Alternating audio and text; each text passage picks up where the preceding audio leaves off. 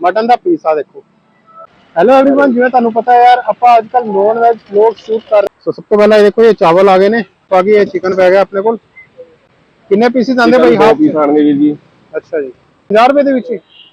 तो ਜਿਹੜੇ full plate 4 piece आणगे। अच्छा जी, हाँ जी।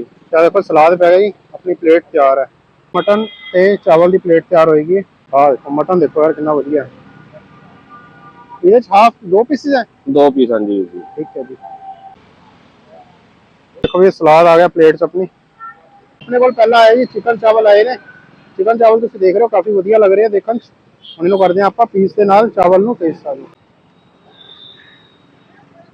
चिकन चावल काफी वधिया है। लोकेशन हैगी है नियर सेक्टर 17 ठेका जगाधरी यमुनानगर। इस साइड है जगाधरी बस स्टैंड, इस साइड है यमुनानगर कोट। 100 रुपए के आ देखो किन्ने वधिया मटन ते किन्ने वधिया चावल, सलाद ते चटनी मिल रही है। इन्हों करते हैं आ जाओ टेस्ट। स्वाद है, आके खा सकते हो।